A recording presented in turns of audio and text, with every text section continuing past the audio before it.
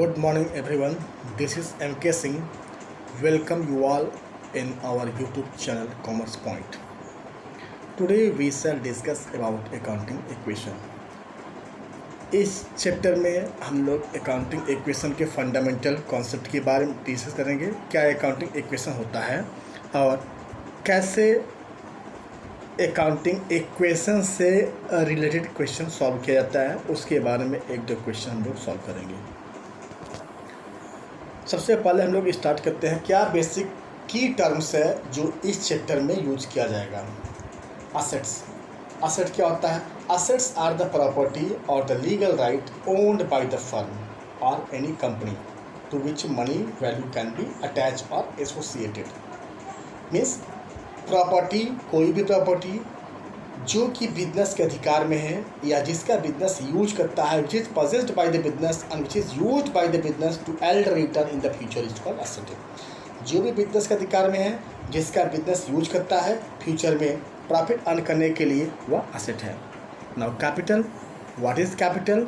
Means which is introduced by owner, it is money और money worth invested by the proprietor in the business. पैसा या पैसे से related कोई goods है, कोई एसेट है जो ओनर खुद बिजनेस में इन्वेस्ट करता है, वह कैपिटल है। It may be brought in the form of cash और एसेट्स के फॉर्म में भी हो सकता है। लायबिलिटीज़। लायबिलिटीज़ क्या है? जो हम दूसरों से लेते हैं उधार, हम दूसरों को पे करते हैं। The liabilities are the debts owed by the to the creditors. Debt owed to the creditors, जो हम क्रेडिटर से पैसा उधार लेते हैं, वो लायबिलिटीज़ है। Liabilities are obligation or the debts that business will pay in the future। वो obligation, वो debts जो business फ्यूचर में पे करता है, liabilities कहलाता है। जैसे हमने बैंक से लोन लिया, क्या है? बैंक लोन हमारी liabilities हो गई, वो फ्यूचर में हम पे करेंगे। Meaning of accounting equation. Accounting equation showing mathematical relationship between total assets of the business and its total liabilities। assets is equal to liabilities plus capital। यही अकाउंटिंग इक्वेशन है। यह बिजनेस ड्यूअल एस्पेक्ट कॉन्सेप्ट के ऊपर based होता है। Every debit must have corresponding credit. उसी concept को देखते हुए asset is equal to liabilities plus capital. जब भी कोई क्वेश्चन सॉल्व करेंगे, कोई भी ट्रांजेक्शन होगा, हर एक स्टेज में हमेशा यह इक्वेशन बैलेंस ही होता है और इसी इक्वेशन के बिहार पर capital is equal to assets minus liabilities या liabilities is equal to assets minus capital. The accounting equation is based on the double entry system. What is double entry system? Each transaction is recorded in such a way that these accounting equation continues। क्या basic rules है accounting equation बनाते वक्त? तो ध्यान देना है कि double entry system के ऊपर बेस्ड होता है। डबल एंट्री सिस्टम ये कहता है कि जब भी कोई ट्रांजैक्शन होगा तो ईच ट्रांजैक्शन इज रिकॉर्डेड। हर एक ट्रांजैक्शन को इस ढंग से रिकॉर्ड करेंगे तो हमारा अकाउंटिंग इक्वेशन हमेशा बैलेंस होगा। Whenever a business take place, its two aspects are recorded। जब भी ट्रांजेक्शन होगा तो दो एस्पेक्ट रिकॉर्ड करेंगे in such a way that it makes both side equal। assets is equal to liabilities plus capital हमेशा equal होगा। such as purchase of machine for cash। Business में cash पर मशीन खरीदा गया फॉर ₹5 लाख। तो 5 लाख की machinery business में आई तो मशीनरी का बैलेंस बढ़ गया। On the other hand side हमारे पास से कैश 5,000 रुपये घट गया। दोनों तो हमेशा 5 प्लस और कैश के रूप में 5 माइनस है, तो असेट्स एक हमारा बढ़ा, सेम उसी अमाउंट से कम हो गया। और अगर हमने 5 लाख की मशीनरी उधार पे खरीदी है, purchase of machinery on the credit, तो 5 लाख की मशीन आएगी। ऑन अदर हैंड साइड हमारी लायबिलिटीज़ भी 5 लाख से हाइक करेगी। यह इक्वेशन हमेशा बैलेंस रहेगा। Treatment of some items. कुछ आइटम्स देखते हैं कि अकाउंटिंग इक्वेशन में कैसे हम उसे ट्रीट करते हैं। ध्यान देना है। First, treatment of expenses paid. कोई एक्सपेंसेस पे किया जाता है तो उसे कैसे हम ट्रीट करते हैं। एक्सपेंसेस एक्सपेंसेस पे किया जाएगा, सपोज सैलरी पेड, तो सबसे पहले हमारे पास एक्सपेंसेस कहाँ से देंगे? हम अपने पास जो कैश है उस कैश से पे करेंगे। तो expenses first reduce the cash, cash क्या असेट है, एक्सपेंसेस हमारा कैश रिड्यूस करता है, तो डिक्रीजिंग एसेट। एक्सपेंसेस से हमारा पहला क्या होगा? एक तो एसेट घटेगा, दूसरा कैपिटल भी घट जाएगा, हमारा इक्वेशन बैलेंस रहेगा। जब भी कोई एक्सपेंसेस पे करेंगे तो जितना एक्सपेंसेस हो जाएगा उस अमाउंट से हमारा कैश मीन्स एसेट और हमारा कैपिटल दोनों रिड्यूस करेगा। Rent paid, interest paid, wages paid, salary paid, commission paid, तो ऑलवेज ये हमारा कैश मीन्स एसेट और कैपिटल दोनों रिड्यूस करेगा सेम अमाउंट से। Clear? Second, treatment of income received. कोई इनकम हमको मिला, suppose rent received, interest received, commission received, अगर कोई इनकम मिल रहा है हमको तो इनकम हमारे पास आएगा, इट मीन्स कैश हमारे पॉकेट में आया, तो कैश बैलेंस जितना था हमारे पास वह बढ़ गया। हमारे पास 10,000 रुपये कैश थे, हमें 5,000 रुपये कमीशन मिल गया, तो जो कैश बैलेंस है 10 से 5 बढ़ के 15 हो गया। तो इन मीन्स एसेट एक बढ़ेगा, कैश बढ़ेगा। On the other hand side it is income, income वही पैसा बिजनेस में इन्वेस्ट किया जाएगा, तो कैपिटल भी, क्योंकि इससे कैपिटल भी, जब भी प्रॉफिट होगा, जब भी इनकम होगा तो कैपिटल बढ़ेगा। तो हमारे पास कैश आया, कैश बढ़ा और कैपिटल भी बढ़ गया। हमें ध्यान देना कि जब भी बिजनेस में ट्रांजैक्शन करते हैं, बिजनेस के पॉइंट ऑफ व्यू से करते हैं। बिजनेस में कैश आया, कैश बढ़ा, दूसरा इनकम हुआ, इसलिए कैपिटल भी इंक्रीज हो गया। Third, treatment of outstanding expenses. Expenses outstanding क्या होता है? देना बाकी है, ड्यूरेशन पूरा हो गया है, फाइनेंशियल स्टेटमेंट बनाने जा रहे हैं, लेकिन सैलरी अभी 2,000 रुपये नहीं पे की गई है, तो जो नहीं पे किया वो आउटस्टैंडिंग है। ड्यू बट नॉट पे, ड्यू तो हो गया लेकिन पे नहीं किया गया। हम आ गए हैं गाड़ी हार करके, लेकिन अभी जो फेयर है पे नहीं किया, तो क्या है? ड्यू बट नॉट पेड, वो आउटस्टैंडिंग होगा। आउटस्टैंडिंग क्या होता है? एक लायबिलिटीज़ है, तो सबसे पहले तो लायबिलिटीज साइड में एक आउटस्टैंडिंग मीन्स लायबिलिटीज़ हमारी बढ़ेगी, फर्स्ट हैंड। दूसरा एक्सपेंसेस है, पे करना है, इससे हमारा कैपिटल रिड्यूस करेगा, तो एक लायबिलिटीज़ बढ़ेगी और दूसरा कैपिटल। तो एक्सपेंसेस आउटस्टैंडिंग है, आउटस्टैंडिंग एक्सपेंसेस से हमारी लायबिलिटीज़ बढ़ती है, लायबिलिटीज साइड में एक आउटस्टैंडिंग कॉलम बढ़ेगा और सेम अमाउंट से हमारा कैपिटल घटेगा, क्योंकि पे करना है आपको। Treatment of accrued income. Accrued income क्या होता है? इनकम मिलना बाकी है, मिला नहीं है, मिलने बाकी है, ड्यू हो गया बट नॉट रिसीव्ड। तो इनकम क्या है? इनकम से हमारा कैपिटल बढ़ेगा, दो लायबिलिटी साइड में, एक तो कैपिटल बढ़ेगा, दूसरा अक्रूड इनकम मिलने वाला है, इसलिए असेट साइड में एक हेडिंग होगी अक्रूड इनकम। तो अक्रूड इनकम से हमारी असेट भी बढ़ती है और अदर साइड में कैपिटल भी बढ़ेगा।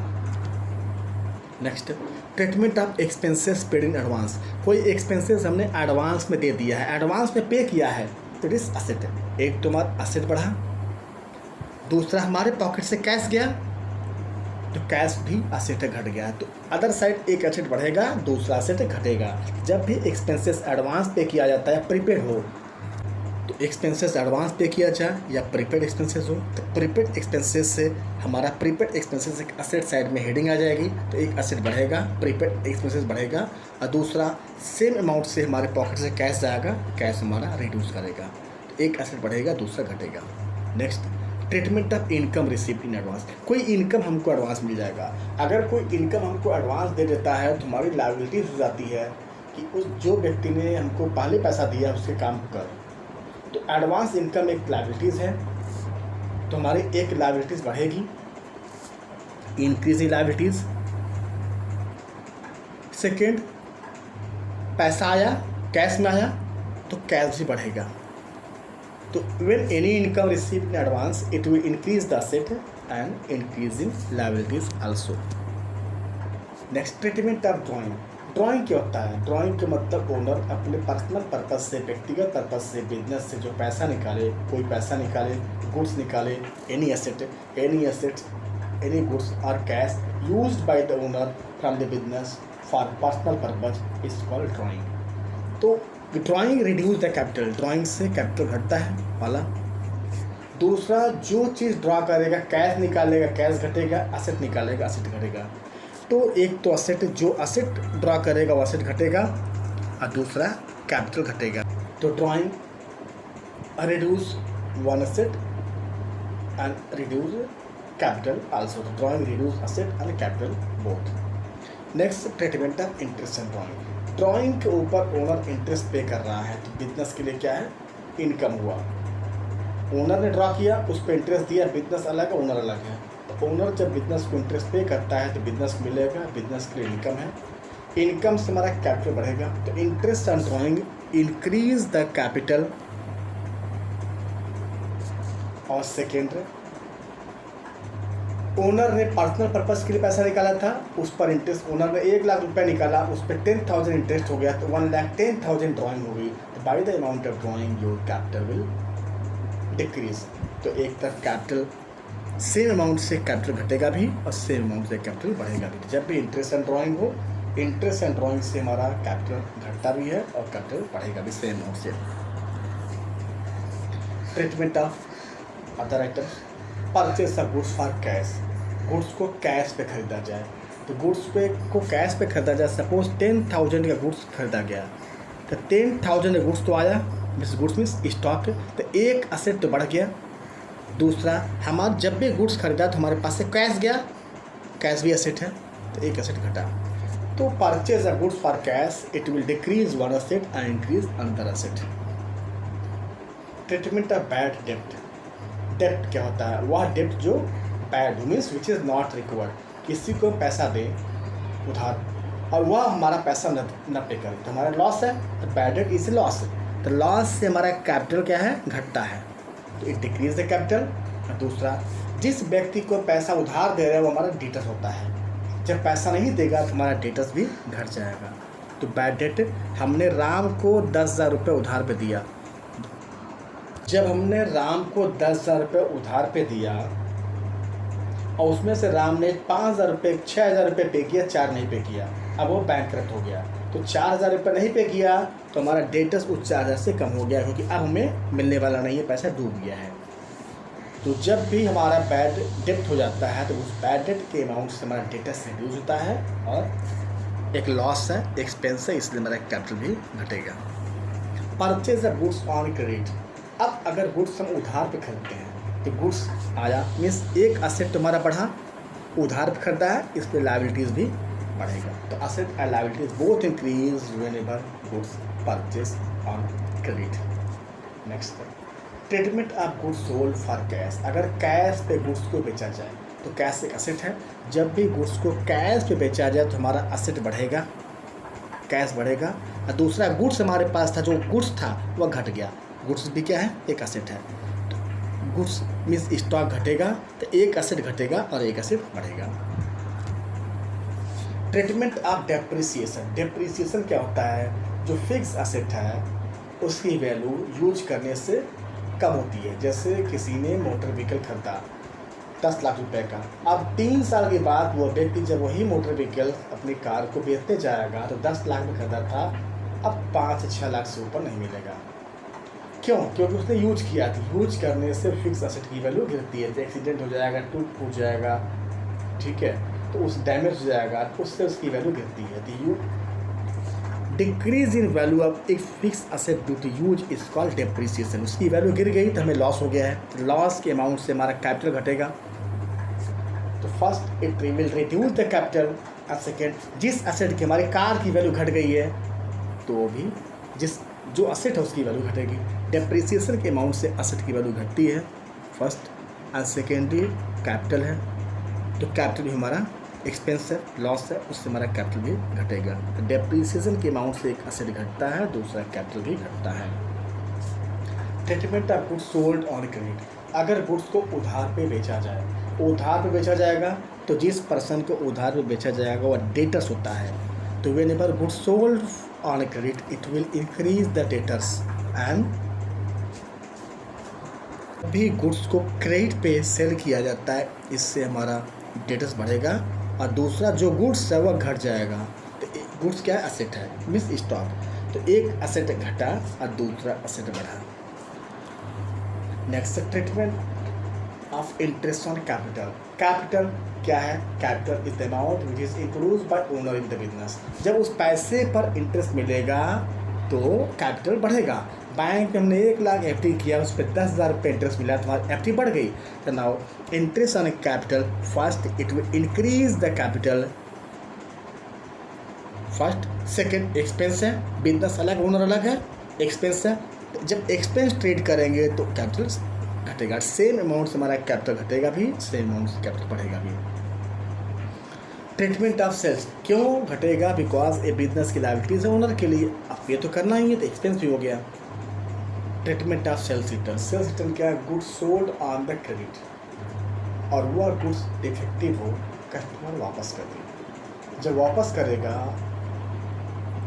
जब गुड्स कस्टमर रिटर्न करता है तो हमारा जो स्टॉक है, जो असेट है, सेल्स रिटर्न, तो जो स्टॉक है वह बढ़ गया। मीन्स गुड्स हमारे पास 10 तो पेन था, किसी को हमने 2 पेन दिया, उस व्यक्ति ने 2 पेन मेरा वापस कर दिया, तो हमारे पास जो 10 + 2 12 है, तो जो गुड्स था वह बढ़ गया, तो गुड्स क्या असेट है, एक असेट बढ़ेगा। दूसरा, जिससे उधार पे सेल किया जाएगा डेटर्स से। हमने दुकानदार से 15,000 रुपये का सामान उधार पे लिया, जब 4,000 रुपये का सामान वापस कर दिया तो अपना 15 - 4 11,000 बचा। तो हमारा डेटर जिसे उधार पे बेचा जाता है वो डेटर्स होता है। तो जब गुड्स रिटर्न कर देगा डेटर्स, तो डेटर्स हमारा घटेगा, एक असेट घटेगा, और दूसरा असेट क्या, जो गुड्स है वह बढ़ा। एक असेट घटा, दूसरा असेट बढ़ा। Treatment of bank charges. Bank charges charge by bank. Bank charges जब बैंक चार्ज करता है तो एक एक्सपेंस है, जब एक्सपेंस मानेंगे तो हमारा कैपिटल घटेगा। दूसरा, बैंक में हमारा जो बैलेंस है, हमारा बैलेंस है 60,000, बैंक ने 4,000 रुपये काट लिया इंटरेस्ट या चार्जेस, तो हमारा बैलेंस कम हो गया। तो हमारा बैंक हमारा असेट है, बैंक में हमारा पैसा बैंक में है, वो क्या असेट है। तो हमारा बैंक बैलेंस में से एक असेट घटेगा, दूसरा कैपिटल बढ़ेगा। Treatment of repayment of loan. हमने किसी से लोन लिया है, उस लोन का पेमेंट कर दिया। लोन क्या लायबिलिटीज़ है, तो जब पेमेंट करेंगे तो हमारी लायबिलिटीज़ घटेगी, पहला। दूसरा, हमारे पास से कैश आएगा तो उस कैश के अमाउंट से हमारा एसेट घट गया। तो रीपेमेंट ऑफ लोन क्या है? लोन हमने किसी का पेमेंट कर दिया, बैंक से लोन लिया है, जब बैंक के लोन का पेमेंट करेंगे तो बैंक का लोन कम हो जाएगा, तो बैंक लोन का लायबिलिटीज़ है, तो रीपेमेंट करने से लायबिलिटीज़ कम होती है। और दूसरा, हम कैश पे करेंगे तो कैश हमारे लिए असेट है, तो असेट घटेगा और लायबिलिटीज़ भी घटेगी जब हम लोन का पेमेंट करेंगे। Now bills payable issue to creditor. Creditors को बीपी इशू कर दिया, तो क्रेडिटर भी लायबिलिटीज़ है, बीपी भी लायबिलिटीज़ है। तो क्रेडिटर हमारा घट गया और बीपी बढ़ गया। तो जब क्रेडिटर्स को बीपी इशू बिल्स इशू करेंगे, due to issue a bill to creditors, creditors liabilities है, तो हमारी लायबिलिटीज़ एक कम हो जाएगी और दूसरा बीपी हमारा बढ़ जाएगा। तो बिल्स पेबल मीन्स एक लायबिलिटीज़ बढ़ेगी, दूसरी लायबिलिटीज़ घटेगी। Treatment of goods loss by fire. आग से गुड्स जल गया, नुकसान हो गया, तो गुड्स क्या है? स्टॉक है। जब भी goods loss due to fire होगा तो हमारा स्टॉक घटेगा, मीन्स एक असेट हमारा घटेगा। और लॉस क्या है? एक्सपेंस है, लॉस है हमारे लिए, तो लॉस के अमाउंट से हमारा कैपिटल घटता है। तो जब भी गुड्स लॉस बाय फायर हो जाएगी तो उससे हमारा कैपिटल घटेगा, क्योंकि नुकसान है, नुकसान से लॉस हमारा कैपिटल घटता है। और दूसरा, जो गुड्स है हमारे पास जल गया, ख़राब हो गया, तो उतना गुड्स कम हो गया, एक असेट घटेगा और दूसरा कैपिटल भी घटेगा। तो goods loss due to fire, it will reduce the asset and reduce the capital also. Let us solve some question. एक क्वेश्चन देखते हैं। Prepare accounting equation from following transaction. Started business with cash and goods. Second, purchase goods from Ram and credit. Third, goods purchased from Ram is sold to Mohan. Fourth, furniture purchased for cash. Mohan returned goods worth rupees 4,000. Settled the account of Ram by paying 29,200. Received cash from Mohan and charged interest on capital. Now you have to prepare accounting equation. Started business with cash. Cash लगा करके business. With cash 40 and goods 50, 50,000 50,000 goods है और 40,000 cash है, लगा करके business start किया। Goods means stock, ध्यान देना है, गुड्स मीन्स स्टॉक हमारा असेट है। तो जब भी बिजनेस स्टार्ट किया जाएगा, हमने कहा जिस अमाउंट से, चाहे अमाउंट हो, चाहे मनी हो, चाहे मनी वर्थ, जिससे बिजनेस स्टार्ट किया जाता है उसे कैपिटल कहते हैं। तो ये दोनों मिला करके कैपिटल हो गया। देखते हैं कैसे होगा। Started business with cash 40 and goods 50, तो 40 + 50 90,000 कैपिटल हमारा आया, बिकॉज इससे बिजनेस स्टार्ट किया गया। कैश हमारा असेट है, कैश आएगा, अब गुड्स मीन्स स्टॉक। तो जब भी हम क्वेश्चन सॉल्व करेंगे, सॉल्व करने से पहले एक बार थारोली देख लेंगे क्या क्या मेजर असेट है हमारे पास। कैश एक असेट है, गुड्स मीन्स स्टॉक असेट है, जब भी गुड्स खरीदेंगे स्टॉक माना जाएगा, उसे स्टॉक में ऐड करेंगे। सेल करेंगे स्टॉक घटेगा, गुड्स परचेस करेंगे स्टॉक बढ़ेगा, सेल करेंगे स्टॉक घटेगा। Purchase of goods from Ram on credit, जिससे उधार पे खरीदते हैं वह क्रेडिटर होता है। क्रेडिटर एक तरह की लायबिलिटीज़ है, तो लायबिलिटीज साइड में हमारा एक कॉलम क्रेडिटर्स का बढ़ जाएगा। Goods purchase from Ram is sold to Mohan, Mohan जिस पर्सन को गुड्स बेचा जाता है वह डेटर्स होता है, तो मोहन इज ए डेटर्स, तो डेटर्स ऐड हो गया। असेट है, डेटर क्या है, असेट है। फर्नीचर परचेस, फर्नीचर भी असेट है, असेट साइड में एक फर्नीचर भी ऐड हो जाएगा। Mohan return the goods, Mohan return the goods, तो दो सेल्स रिटर्न है वह घट जाएगा। Settle the account of Ram, Ram क्या है, क्रेडिटर्स है, जब हमने पेमेंट किया तो क्रेडिटर घट जाएगा, ये कोई एसेट नहीं है, कोई कॉलम ऐड नहीं होगा। Receive cash from Mohan, no column. Charge interest on capital, हमने बताया था इसका ट्रीटमेंट, कोई एसेट नहीं था। सबसे पहले देखना क्या क्या एसेट है, क्या क्या लायबिलिटीज हमारी मेजर है। तो एसेट हो गया कैश, एक डेटर्स, दूसरा furniture, these are the major asset है। और लायबिलिटी साइड में हो गया creditors and capital. See the solution. Start business with cash and goods, तो कैश एंड स्टॉक दोनों आया असेट साइड में, एंड दोनों से मिला के कैपिटल होता है। तो हमारा जब जिस पैसे से बिजनेस स्टार्ट किया जाता है उसे कैपिटल कहते हैं। तो 50 + 40 90,000 हमारे कैपिटल, 50 + 40 90,000 से हमारा कैपिटल बढ़ गया, इसमें ऐड हो गया। नाउ नेक्स्ट क्वेश्चन देखते हैं। Purchase goods from Ram on credit, Ram से उधार पे सामान खरीदा। गुड्स वेनेवर गुड्स परचेस कहाँ आएगा, स्टॉक में आएगा। 30,000 गुड्स खरीदा तो हमारा स्टॉक 30,000 से बढ़ गया। ऑन द क्रेडिट, जिस पर्सन से खरीदते हैं वो क्रेडिटर होता है, इसलिए वो क्रेडिटर भी बढ़ जाएगा। Rest no change. अब हम ऐड करते हैं, देखते हैं क्या है न्यू इक्वेशन। 40 कैश 40 रहा, स्टॉक 50 + 30 और आ गया, 80 हो गया। क्रेडिटर्स 30 है,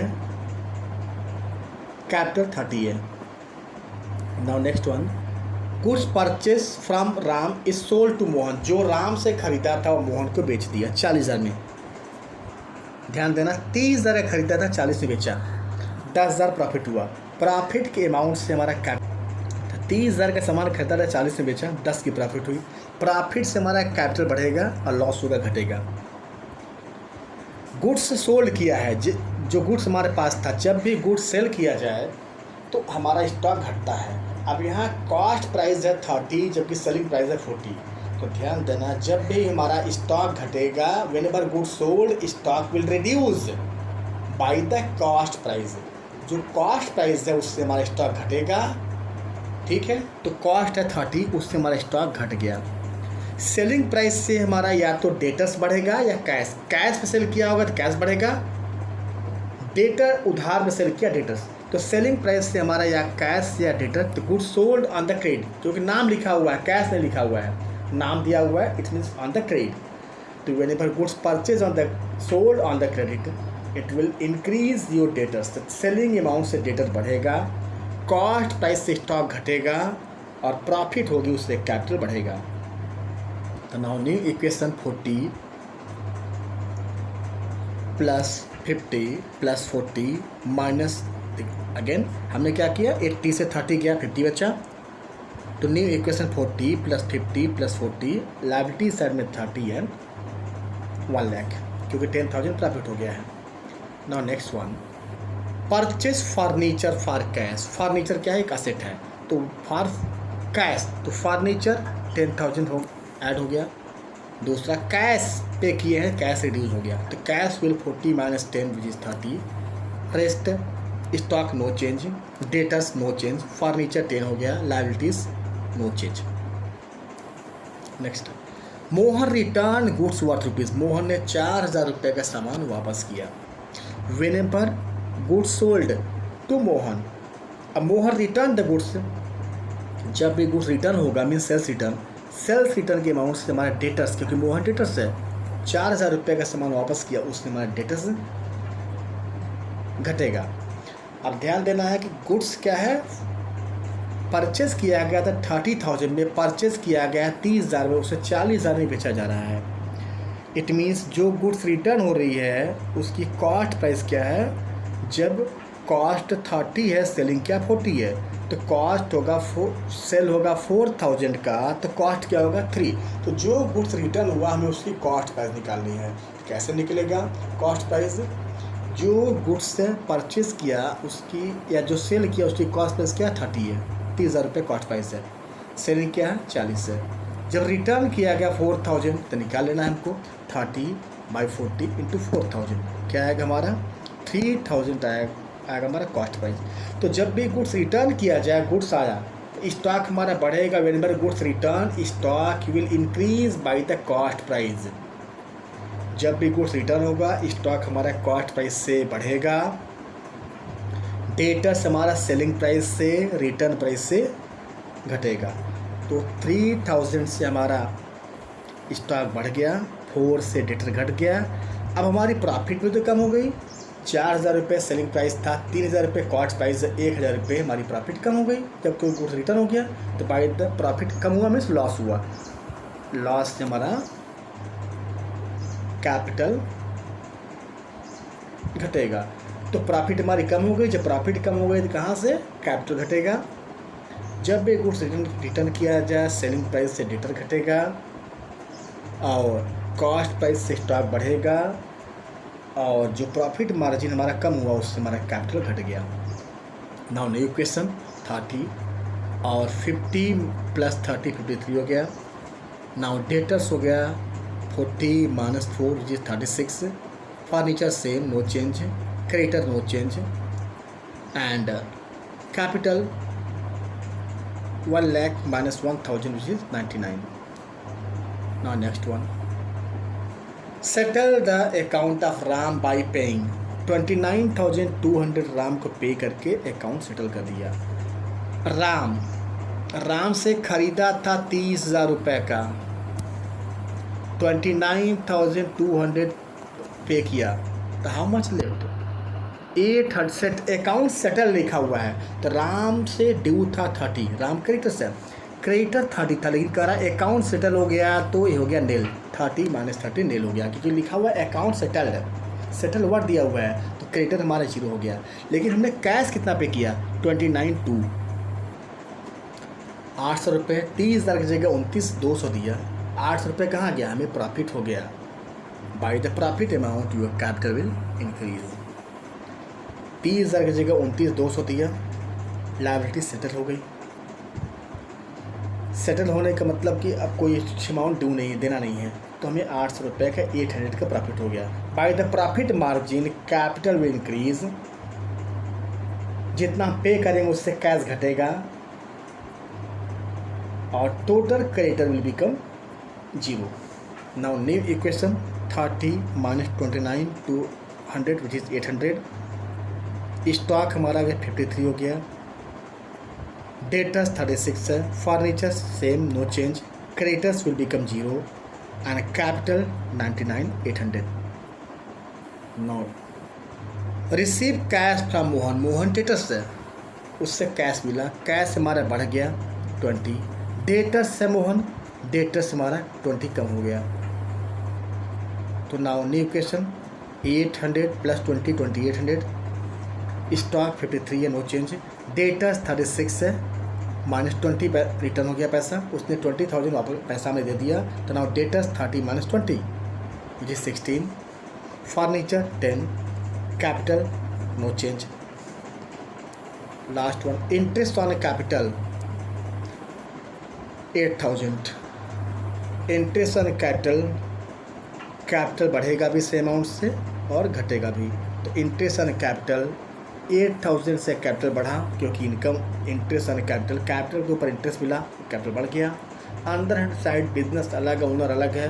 जब इंटरेस्ट पे किया जाएगा ओनर के फंड पे, जब बिजनेस मांगता है कि लायबिलिटीज़ हमारी ओनर के लिए है, एक्सपेंस है, interest on capital business expense treat करता है, तो एक्सपेंस की अमाउंट से इससे कैपिटल घटेगा और दूसरा जब इंटरेस्ट मिलेगा तो बढ़ेगा। तो सेम अमाउंट से capital plus and same amount से कैपिटल माइनस, अनचेंज्ड, लेकिन हमें दिखाना है। नाउ फाइनल इक्वेशन ये क्या है, फाइनल इक्वेशन 2800 हमारा कैश है,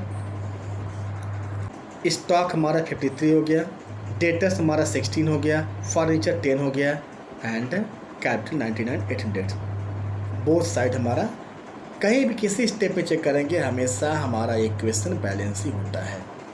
तो बोथ साइड हमारा सेम है, ये एसेट साइड यहाँ तक हो गया और ये लायबिलिटी साइड हमारा सेम आ गया। Now next question, what will be the effect of following on the accounting equation.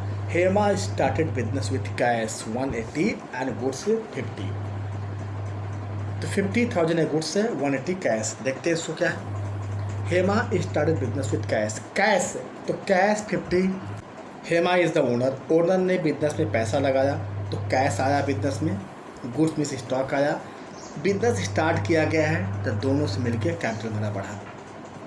Now next one, Hema purchase goods for cash, purchase goods for cash and credit 30। 60,000 रुपये का गुड्स कैश पे खरीदा, 30 credit पे, 60 + 30 90,000 goods खरीदा, 90,000 goods खरीदा, उस 90,000 से हमारा स्टॉक बढ़ेगा।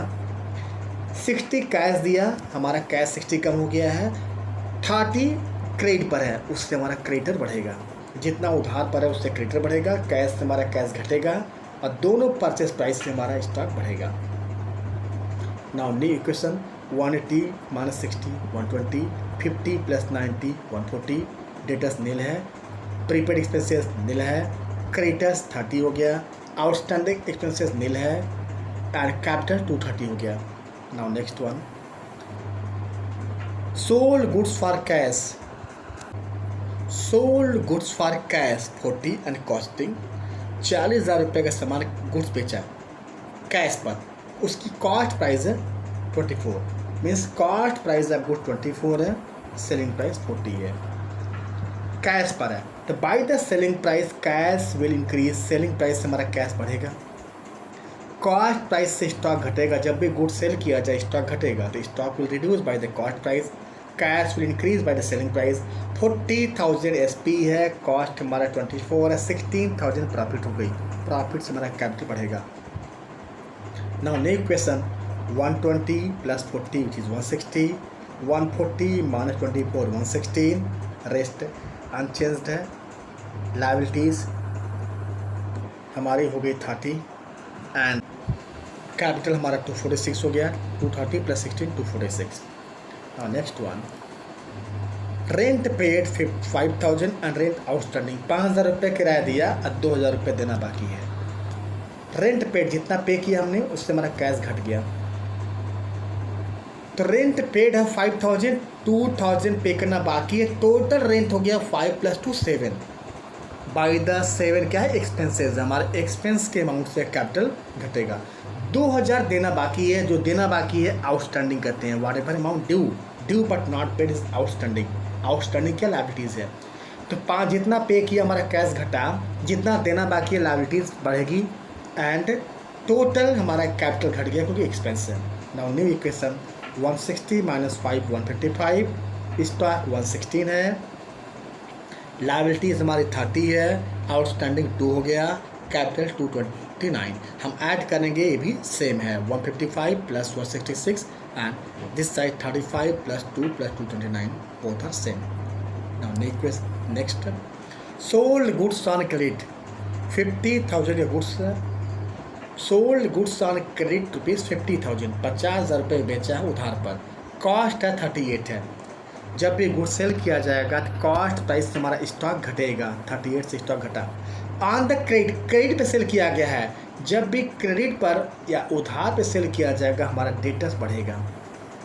30,000 कॉस्ट है, 50 सेलिंग प्राइस है, 12,000 प्रॉफिट हो गई, प्रॉफिट से हमारा कैपिटल बढ़ेगा। Now new question 155 plus 70 155 this one 116 minus 38 78 this is 50 prepaid nil. Liabilities में क्रेडिटर हमारा 30 हो गया, आउटस्टैंडिंग एक्सपेंसेस हमारा 2 हो गया, capital 251। Now next one prepaid salary 3000, salary हमने पे किया एडवांस में तो हमारे पॉकेट से गया 3000 रुपये कैश। प्रीपेड हमने ज़्यादा पहले पे किया, हमारे लिए असेट है। Rest no change. फिर से न्यू क्वेश्चन 150 माइनस 3 152 78 हमारा हो गया स्टॉक।